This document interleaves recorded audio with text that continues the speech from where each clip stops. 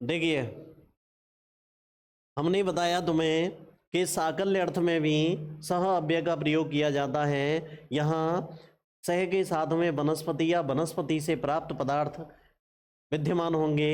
जब विग्रह करेंगे तो भाई उत्तर पद में द्वितीय एक वचन लगा करके बाद में अपि अपरित्यज्य लिख देते हैं। जैसे उतार लीजिए, क्षतृणम तृणम अपि अपरित्यज्य शभूषम, यानी आप चाहो तो अर्थ लिख सकते हो इसका, तिनका भी न छोड़ करके, तिनका भी नहीं छोड़ा, पूरी तरह से डकोस को कछु ही ना छोड़ो, यानी थारी है चाट को पूरी है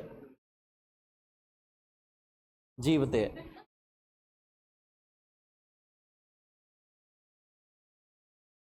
हाँ, लिखेंगे।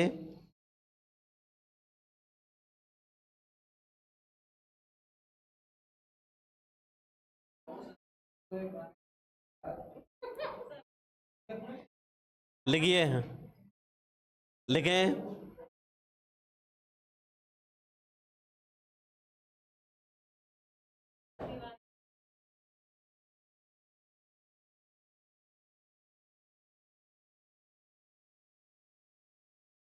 नहीं, अच्छी है, आवाज अच्छी है।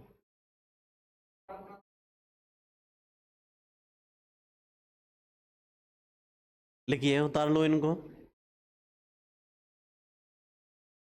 करवाएंगे किसी दिन, करवाएंगे।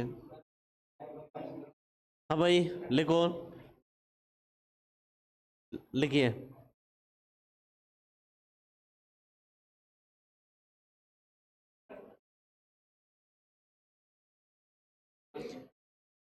चल रहा है पीछे।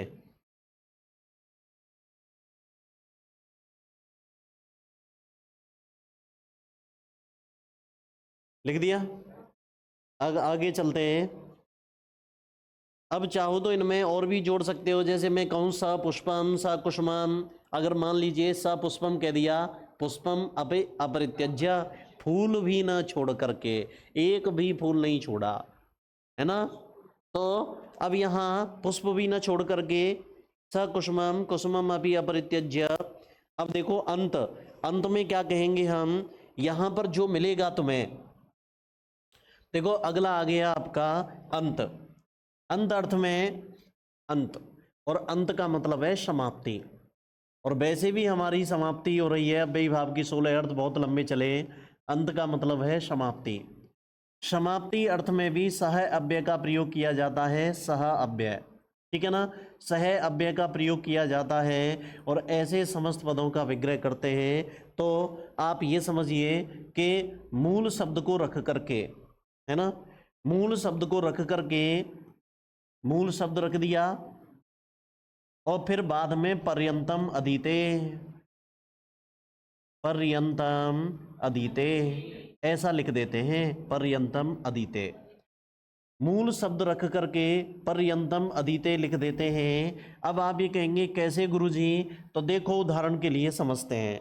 यहाँ पर जो सह मिलेगा आपको, सह के साथ में देखो, या तो मैं ऐसे कह सकता हूँ कोई ग्रंथ विशेष मिलेगा, है ना, या सह के साथ में कोई प्रकरण विशेष मिलेगा, यानी उस कवि का ही कोई ना कोई प्रकरण होगा। तो ग्रंथ या प्रकरण जुड़ा हुआ होगा सह के साथ में। जब ग्रंथ या प्रकरण जुड़ा हुआ हो तो आप कैसे करोगे उस, यानी जैसे उदाहरण के लिए देखो, पहले यहां सह के साथ में ग्रंथ या प्रकरण जुड़ा हुआ होगा। जैसे उदाहरण के लिए देखो, स समासम, स समासम, साग्नि, शाग्नि, सतद्धितम, शतद्धितम, स महाभाष्यम, महाभाष्यम, महाभाष्यम, है ना। अब देखो मैं इसका विग्रह करूं तो कैसे कर सकता हूं, तो देखो उदाहरण के लिए, जैसे ससमासम, समास एक प्रकरण ही तो है ना, समास प्रकरण ही तो है व्याकरण का। अब देखो चाहो तो आप ऐसे कर सकते हो, समास प्रकरण पर्यंतम अधीते, समास प्रकरण पर्यंतम अधीते। समास प्रकरण तक अधीते माने पाठ करता है, पढ़ता है। जैसे बन गई, हाँ भाई कहाँ तक पढ़ा, बन गई ससमासम। उसने बता दिया कि मैंने आज जो पढ़ाई की है वो समास तक कर लिया है, ससमासम। समास तक पढ़ लिया है, समास समाप्त कर दिए हैं। अंत का मतलब क्या है, समाप्ति। ठीक है ना। साग्नि, अब देखो अग्नि है, अब अग्नि है, जैसे सूक्त कह दो, अग्नि सूक्त पर्यंतम अधीते, है ना, सूक्त है। जैसे साग्नि, अग्नि सूक्त पढ़ रहे हैं हम, तो अग्नि सूक्त पर्यंतम अधीते। अग्नि सूक्त या ग्रंथ, कोई ग्रंथ विशेष हो अग्नि नाम से, तो अग्नि सूक्त पर्यंतम अधीते। तद्धित, तद्धित एक प्रत्यय है तो उसका नाम लिख दीजिए उस प्रत्यय, उस प्रकरण का। तो तद्धित प्रत्यय पर्यंतम अधीते, तद्धित प्रत्यय तक पढ़ता है। अब महाभाष्य, महाभाष्य तो भाई ये ग्रंथ है, तो महाभाष्य ग्रंथ पर्यंतम अधीते, महाभाष्य ग्रंथ पर्यंतम अधीते, है ना। स सुंदरकांडम, जैसे मान लीजिए ये उदाहरण आ गया, स सुंदरकांडम। अब इसका जब विग्रह करने के लिए कहा जाए तो सुंदरकांड, ये तो भाई एक ग्रंथ विशेष ही तो है, कांड विशेष है ना, कांड विशेष। तो स सुंदरकांडम, तो चाहो तो आप ऐसे कह सकते हो कि सुंदरकांड ग्रंथ पर्यंतम अधीते या सुंदरकांड पर्यंतम अधीते, सुंदरकांड तक पढ़ता है। तो सुंदरकांड, सुंदर कांड पर्यंतम अधीते, पर्यंतम अधीते। तो ध्यान रखो, अंत, अंत का मतलब है तद्धित, केवल तद्धित कहकर से तद्धित पर्यंतम अधीते ऐसे, और तद्धित एक प्रत्यय का भाग है इसलिए मैंने प्रत्यय लिख दिया, तद्धित प्रत्यय पर्यंतम अधीते। अच्छा ये सा रह गया है, क्षम्यताम, सतद्धितम, ठीक है। सतद्धितम, सह महाभाष्यम, स सुंदरकांडम, स अग्नि, साग्नि, स समासम। कुल मिला के बात यह है कि जब स किसी ग्रंथ या प्रकरण के साथ जुड़ा हो, समस्त पद के रूप में तैयार हो रहा हो, तो भाई उसका विग्रह कैसे करेंगे, उसको मूल शब्द को रखते हुए बाद में पर्यंतम अधीते जोड़ देते हैं। ठीक है ना। है सह के हा का लोप, सह को शा करने वाला सूत्र है अव्ययी भावे चाकाले। वो ये कहता है कालवाची यदि वाद में ना बैठा हुआ हो तो अव्ययी भाव समास में सह को स आदेश हो जाता है। कालवाची होगा तो अव्ययी भाव में भी सह को सा नहीं होगा, सह ही रहेगा, सह अपराह्नम सह पूर्वान्नम। ठीक है ना। तो लिखें किसमें, विग्रह में मूल शब्द ही रहेगा, कोई विभक्ति नहीं आएगी। अलौकिक विग्रह करेंगे इसका तो आप क्या करेंगे, जैसे समास है, समास, जैसे समास, अब यहाँ प्रकरण शब्द लिख दिया है ना हमने, समास प्रकरण। अब यहाँ लगभग ये है कि प्राथमिक यानी पर्यंतम जो है यहाँ प्रथमा लेकर के आ रहा है एक भाव में, तो समास शू, और किस अर्थ में आ रहा है ये, सह, अंत समाप्ति अर्थ में आ रहा है, समास सु सह। ठीक है ना। और वैसे तो सु भी ना करें ना हम, जहां जहां सह दिख रहा है वहां टा भी कर सकते हैं, समास टा सह। अलौकिक, अलौकिक में तो टाई लगाओ आप, इसको छोड़ दो, इसको हटाओ यहाँ से, ये भी हटा दो। आपको तो केवल टाई लगानी है, जब स दिखाई दे जाए तो टाई लगानी है, सह दिखाई दे जाए। समास टा सह एकदम सही है, बिल्कुल भी गलत नहीं है। समास टा सह, लौकिक विग्रह इस तरीके से होगा, अलौकिक तो ऐसे ही होगा सबके सब में, योगपद्य, सादृश्य, संपत्ति, साकल्य, अंत। सह दिख रहा है ना, और जहां सह दिख रहा है तो अलौकिक विग्रह में टाई दिखाई देगी विभक्ति, सहयुक्ते अप्रधाने। नहीं, यहां इससे कोई मतलब नहीं है, सह की वजह से है ये सब, हाँ इसकी वजह से है।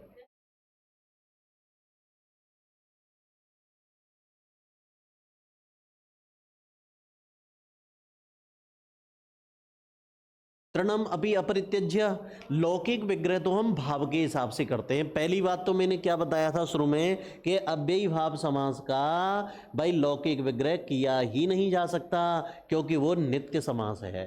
अगर करेंगे भी तो आप कार्यवाही के लिए अस्वपद विग्रह कर सकते हो। क्या कर सकते हो? अस्वपद विग्रह। विग्रह, स्वपद विग्रह तो केवल वैकल्पिक समासों में किया जाता है, और ये केवल भावों के हिसाब से चल रहा है, और भावों के हिसाब से एकदम सही चल रहा है ये। लेकिन सह के युग में, अलौकिक में तो आपको टाई दिखाई देगी। हाँ,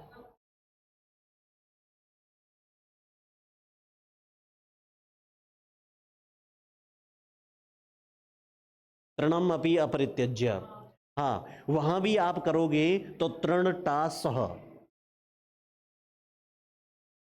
नहीं, आप ये सही कह रहे हो, तृणम अपि अपरित्यज्य ये लिख रहा है। इसकी वजह से ये जो अपि अपरित्यज्य है ना, ये द्वितीया के भाव में दिखाई देता है। तिनके को भी न छोड़ करके, तिनके को, कर्ता ने कर्म को, इस वजह से दिखाई दिया है। लेकिन अलौकिक विग्रह तो यहां भी टा के साथ आएगा। तृण टा। हाँ, किसी का प्रयोग नहीं करना है। जहां सह दिखाई दे रहा है आप टा लगाओ, सब में टा लगाओ, कोई सा हो अलौकिक विग्रह। तृण टा सह, ठीक है ना। संतानेक टा सह, सब में जहां सह दिख रहा है वहां अलौकिक में टा लगाओ। क्यों? अब जब समास बनाओगे तो समास बनाते समय विभक्ति का लोप, अव्यय का पूर्व प्रयोग, अव्ययी भावे चा काले से हा जाएगा, स बचेगा, और तृण शब्द आ गया तो ह्रस्व नपुंसकीय प्रातिपदिकस्य, नपुंसक लिंग में, यानी अगर बड़ा होगा तो ह्रस्व हो जाएगा, अन्यथा अगर वह अकारांत दिखाई दे रहा है तो आ या बड़े आ दोनों को हम क्या करेंगे? अम में चेंज कर देंगे, ठीक है ना। अतो यानी अव्ययी भावात अतो अम तु अपंचम्या, ठीक है ना। उस आ को अम में चेंज करते हुए बन जाएगा सातृणम। आपको तो कुल मिला के ये ध्यान रखना है, सह दिखाई दे रहा है तो आप सह के योग में क्या लगाओगे? तृतीया, तृण टा सह, ठीक है ना, सब में लगाओगे। और किसी को आप जैसे घर जाके देखोगे किताबों में, आपको सब में तृतीया ही दिखाई देगी।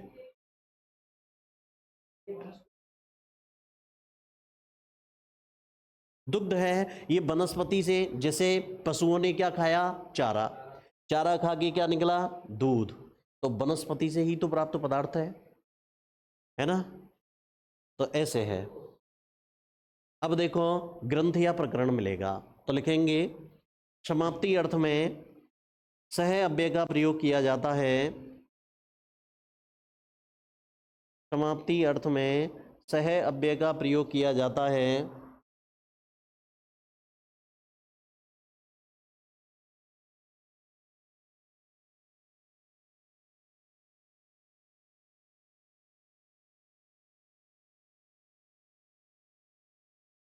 यहां पर नीचे लिखेंगे सह के साथ में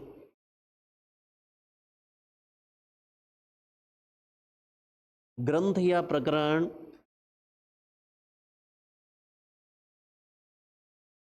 उत्तर पद में विद्यमान होंगे। ग्रंथ या प्रकरण उत्तर पद में विद्यमान होंगे।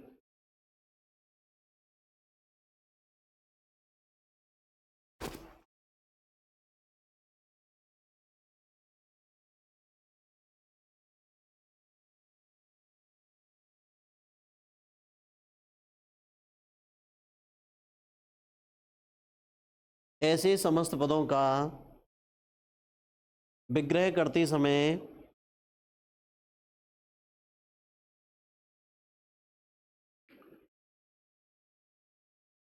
उत्तर पद को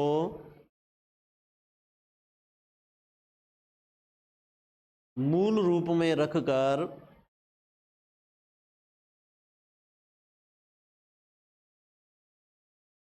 बाद में पर्यंतम अधिते, बाद में पर्यंतम अधिते लिख देते हैं, लिख देते हैं, पर्यंतम अधिते लिख देते हैं।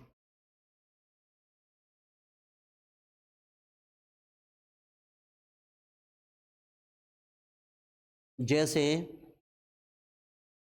जैसे देखिए, उतार लीजिए। अग्नि ग्रंथ हो सकता है, सूक्त हो सकता है। साग्नि अग्नि सूक्त पर्यंतम अधीते।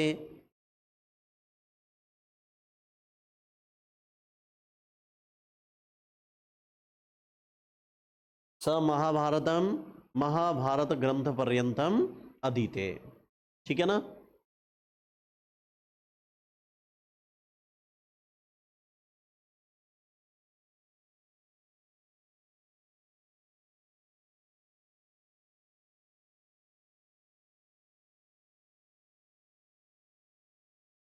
है,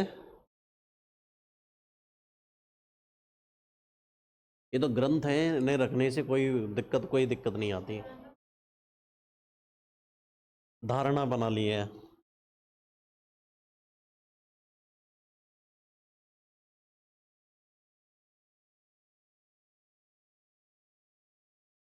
चलें आगे, चलें आगे।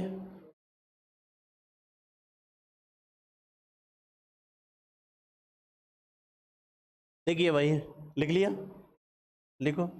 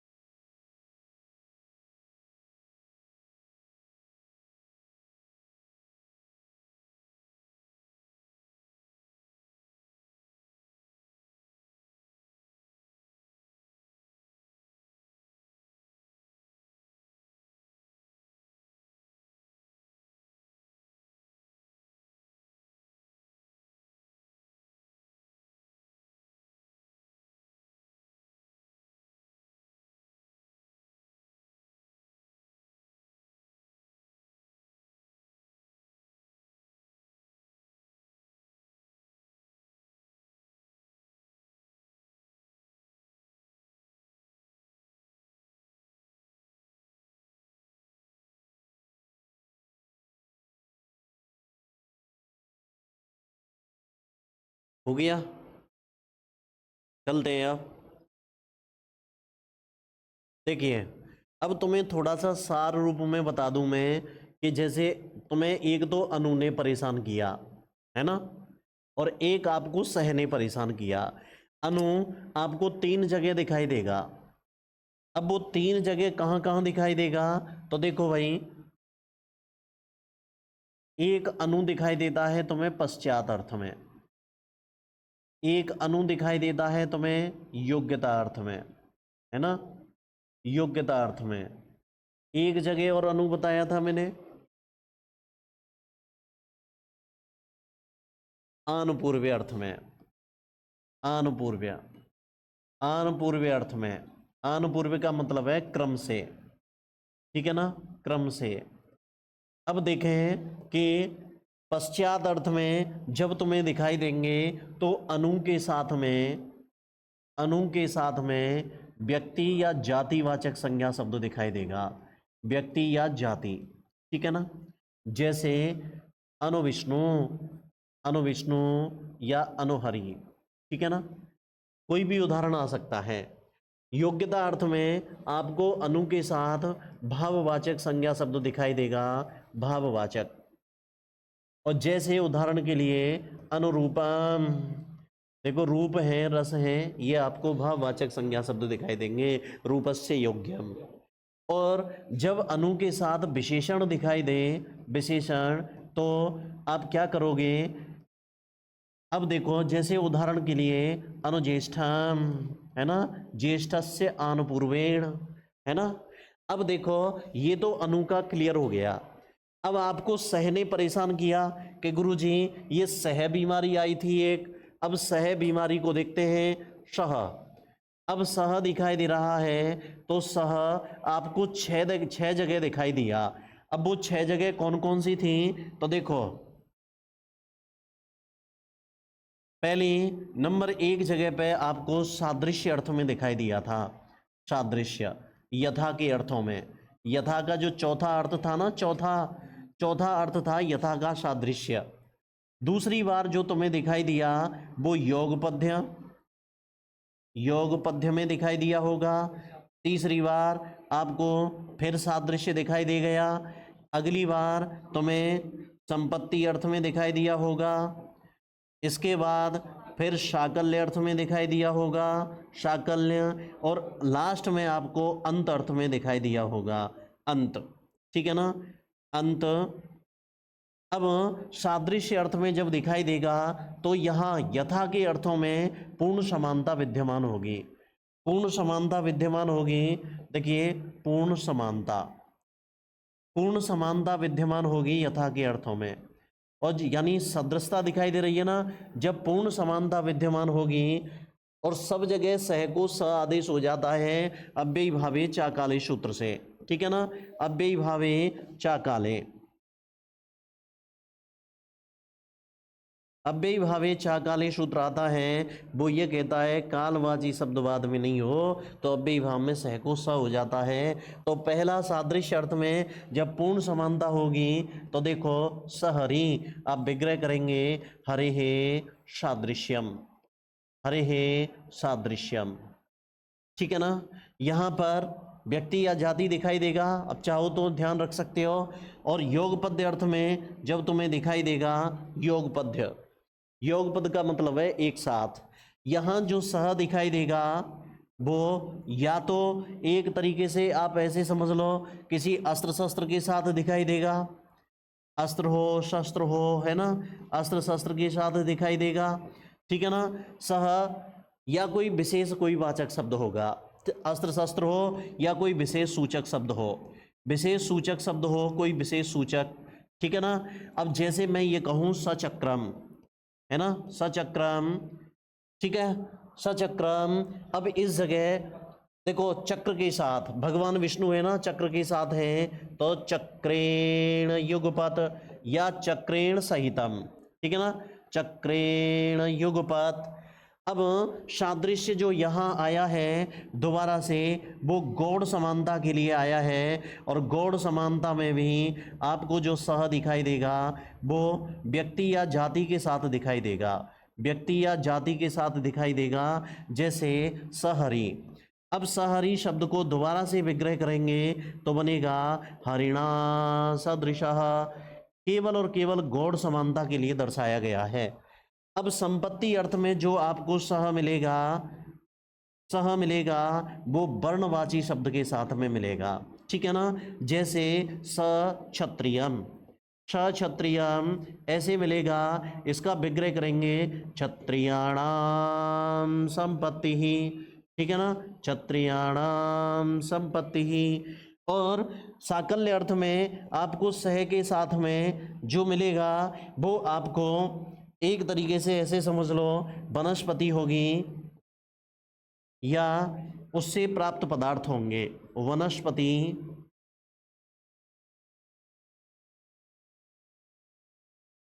वनस्पति प्राप्त पदार्थ, वनस्पति प्राप्त पदार्थ होंगे। ठीक है ना।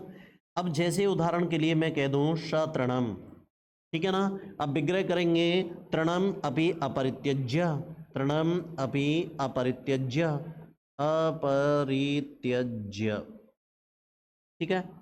अब अंत अर्थ में जो तुम्हें सह दिखाई देगा, इस सह के साथ में या तो कोई ग्रंथ जुड़ा हुआ होगा या कोई प्रकरण जुड़ा हुआ होगा।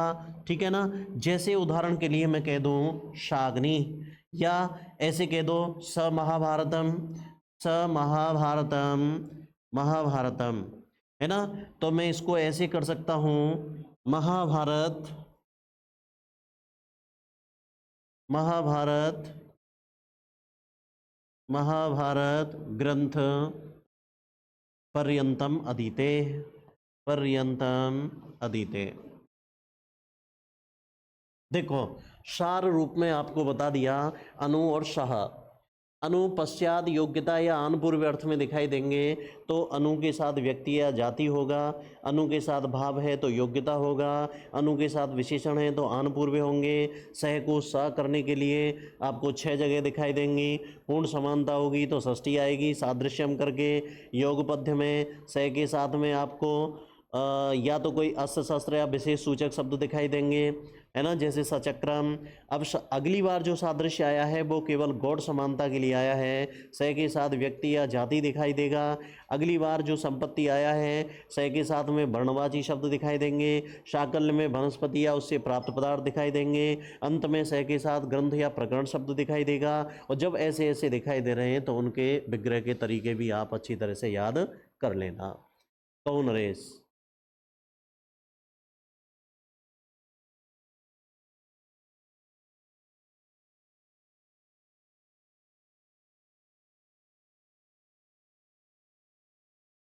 आज इतना ही करके, ठीक है। इसी के साथ ही जय श्री राधे कृष्णा।